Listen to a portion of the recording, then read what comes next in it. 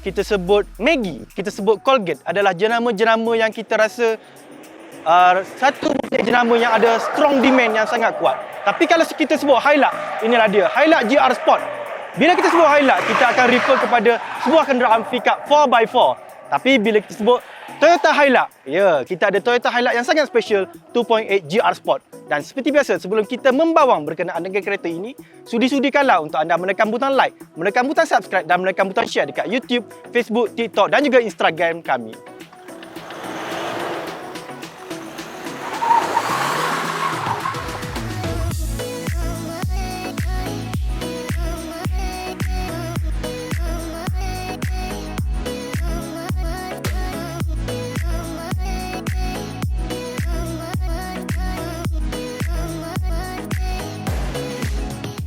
Toyota Hilux GR Sport. Ya, ia merupakan sebuah Hilux, tapi rekaan dia sebenarnya diasaskan daripada 2.8 Rogue. Sebenarnya Toyota Hilux GR Sport ni datang dengan 3 color saja. Merah, hitam dan juga putih seperti ni. Putih macam ni susah sikit nak cuci. Dan untuk Toyota GR Hilux, antara perubahan yang kita boleh nampak ialah side mirror berwarna hitam. Dekat over fender ni sama color kecuali kat sini dia berwarna hitam. Dan juga bahagian depan dia, ya, bahagian depan dia direka seperti Toyota Tacoma yang dijual dekat US. Iaitu bahagian upper grill dan lower grill dipisahkan dengan warna badan. Bahagian upper grill dan lower grill juga diberikan warna hitam berkilat. Jadi lepas tengok depan, kita tengok dekat belakang lah. Dekat tepi pula nanti. Ya, dekat bahagian tepi ni ada beberapa perubahan yang kita boleh tengok secara jelas. Yang pertama, ada logo GR. Yang kedua, ada stiker GR dekat belakang saya. Yang ketiga, ya, dia ada sport rim khas untuk GR Sport. Dia mengesih menggunakan rim 18 dibalut dengan tayar 285/60, tayar Highway Train HT.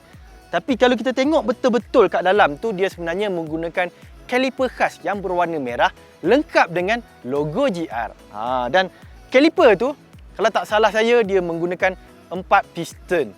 Ya, kuasa brake dia pun boleh tahan sedap juga.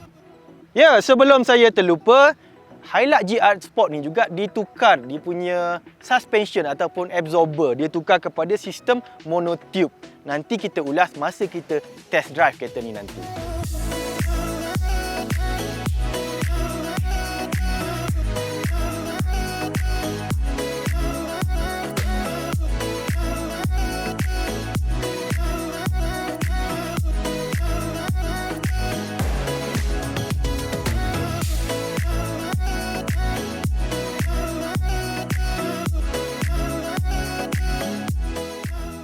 Okey, sekarang kita duduk di bahagian dalam GR Sport Hilux ni. Okey, perkara pertama yang kita perasan adalah seat dia. Ya, seat dia memang sangat best dengan rekaan yang lebih baik. Terutama dari segi kontur seat ni sendiri. Dan seat ni juga merupakan semi bucket seat lebih kurang dengan balutan kulit di bahagian tepi dan dekat tengah dia tu dia menggunakan suite. So, dekat atas ni dia ada logo GR. Dan khas untuk Hilux GR juga kita ada pedal shift. Ya, ini merupakan pertama-tama kalinya Toyota Hilux memasang pedal shift pada kenderaan mereka. Dan khas untuk GR Hilux juga dia ada pedal yang dihasilkan daripada aluminium. Selain daripada itu, anda akan dapat banyak logo GR dekat steering, dekat push start button dan juga dekat dengan bahagian kapet di kaki anda. Okey, sekarang kita berada dekat bahagian belakang. Bahagian belakang pun boleh tahan luas je. Cuma saya tak suka seat ni, dia punya sudut ni agak tinggi. Rasa tegak sikit duduk. Tapi dekat belakang ni banyak dia punya equipment lah. Kita ada cangkuk untuk kita letak barang. Kita ada aircon controller sebelah, aircon vent. Dan kita ada armrest lengkap dengan tempat untuk kita letak minuman. Dekat bahagian depan, sebelum saya terlupa tadi, kita ada skrin sebesar 9 inci yang ada Apple CarPlay dan juga Android Auto. Tanpa wire ya, tanpa wire. Dan kereta ni sebenarnya seperti yang saya sebut tadi, dia mewarisi ciri-ciri yang ada pada model 2.8 Rogue. Jadi kita ada aircon 2 zone, kita ada USB point, kita ada beberapa ciri mod pemanduan seperti Eco, Normal dan juga Power. Okey, Toyota Hilux GR Sport ni ditawarkan dengan hanya satu tawaran enjin saja, iaitu enjin 4 silinder 2800cc turbo diesel yang menghasilkan sekitar 202 horsepower dan 500 Nm torque seawal 1600 RPM. Ya, enjin ni memang sangat power lah, boleh tahan juga sedap. And then kalau kita bawa secara santai, enjin ni contohnya antara 110 ke 130, kita masih boleh dapat lebih kurang 11 km per liter. Kalau kita bawa lagi slow, kita boleh dapat dalam 13.8. Tapi dengan syarat kita bawa 80 ke 90 km sejam saja. Kita dah cakap pasal fuel consumption, kita cakap pasal power delivery dia pula. Okey. Bang, power 500 Nm torque ni power ke tak? Okey, sebenarnya power. Cuma kereta ini berat. Kereta ni berat dia 2200 something dia punya berat. Jadi bila kita tekan pedal minyak ni, kita boleh rasa dia pergi, cuma kita tak rasa macam patutnya 500 Nm torque ni macam kereta sport, tapi tak rasa macam kereta sport sebab kereta ini berat.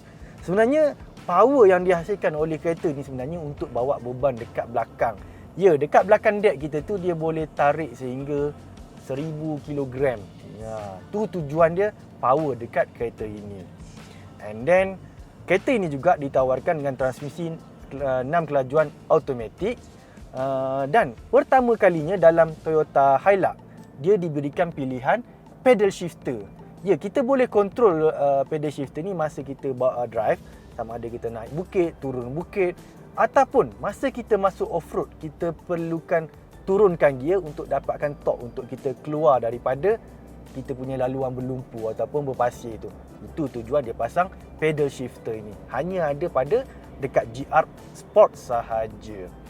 And then tadi saya dah komen berkenaan dengan sistem suspensi dia. Sistem suspensi dia menggunakan sistem penyerak hentakan monotube. Kalau kita nak compare dengan Hilux 2.5G 2015, saya pernah ada, dan juga 2.4E yang terbaru, saya rasa penyerak hentakan dekat Hilux GR Sport ni terutamanya dekat bahagian depan dia lebih lembut, dia lebih lancar, dan bila kita masuk selekoh kita rasa lebih yakin. Sebab kalau terlalu keras kita rasa kita takut bila kita masuk selekoh tu dia melompat. Itu sebenarnya yang kita takut. Cuma sayangnya bahagian belakang tu still lagi keras, still lagi guna leaf spring. Sebab dekat belakang tu macam yang saya sebut tadi, kita nak bawa beban 1000 kilo. Nak tak nak kena pakai juga leaf spring. Bagaimana pula dengan handling kereta ni? Secara fizik handling mana-mana 4x4 ni tak sedap sangat. Sebab yang pertama, berat dia dekat depan. Enjin turbo diesel tu berat dia dekat depan. Dekat belakang tu ringan bai. Tak ada apa kat belakang tu. Jadi bila kita bawa kosong macam ni, kadang-kadang kita rasa macam terhenjuk-henjuk. Yang kedua, dia punya center of gravity tu tinggi. Ya. Dan yang ketiga pula ialah biasanya kita bawa kereta ni guna pacuan roda belakang. Kita gabungkan semua 4 elemen tadi tu, maka memang dia punya drive experience kereta ni tak adalah best sangat, biasa je lah. Dan kalau anda pertama kali bawa kenderaan pickup truck 4x4 macam ni, tolonglah berhati-hatian sebab kereta ni kalau hujan dia agak bahaya juga sikit. Dari segi brake, brake tadi dia menggunakan brake 4-port dekat bahagian depan. Cuma kalau kita nak bandingkan dengan Hilux lama 2.5G, saya rasa Hilux lama tu dia rasa lebih menggigit. Saya tak pasti sama ada tu disebabkan oleh berat kereta ataupun disebabkan tetapan brake itu sendiri. Tapi kalau kita brake kereta ni, kita dapat kuasa brake yang secara smooth berbanding dengan model lama yang lebih terhentak-hentak. Okey, kereta ni ada kelemahan tak bro? Ada bro. Kereta ni kelemahan utama dia harga lah. Kalau anda nak tahu, kereta ni dijual dengan harga 169,000. Kalau kita bandingkan dengan 2.4E, dijual dengan harga 118,000 saja. Pertambahan 51,000. Banyak tu, boleh beli Myvi sebiji. And then yang kedua, saya tak suka skrin multimedia ni sebab dia punya angle terlalu menegak ke belakang. Kalau dia boleh pusingkan dia punya angle ni ke arah pemandu sikit, saya rasa kita boleh tengok skrin ni dengan lebih lancar, tak ada silau. Sebab kadang-kadang bila waktu petang dia punya silau tu kena cahaya matahari sini, cahaya matahari memantul dalam mata kita, memang cukup tak best. Okey, kepada siapa kereta ni perlu beli, dipertimbangkan, siapa yang patut fikir nak beli kereta ni? Yang pertama, orang tu memang kerja sendiri, memang tauke sendiri, memang dia ada kedai restoran, ada kebun dan memang dia ada buat business construction. Dia perlu kadang-kadang dia hanya perlu ada satu kereta, kadang-kadang dia perlu bawa beli barang-barang semua untuk bisnes dia, dan kadang-kadang dia perlu guna kereta ni untuk kegunaan persendirian. Ya, kereta ini boleh bawa beban sehingga 1000 kilo, boleh juga kita bawa untuk santai-santai, dan kadang-kadang kita nak kereta 4x4 ni nampak lebih sporty. Kita tak nak macam biasa, nampak macam terlebih pick up, nampak terlalu industrial. So kita kena consider variant GR Sport ini. Okey, sekian saja review kami berkenaan dengan Toyota Hilux GR Sport. Seperti biasa, sebelum kami mengundurkan diri, sudi-sudikanlah untuk anda menekan butang like, menekan butang share, menekan butang subscribe dekat YouTube, dekat Facebook, dekat Instagram dan juga TikTok kami bagi menyokong kami untuk mereviewkan kereta-kereta yang macam ini. Sekian saja dan jangan lupa me-WhatsApp saya. Okey, bye-bye.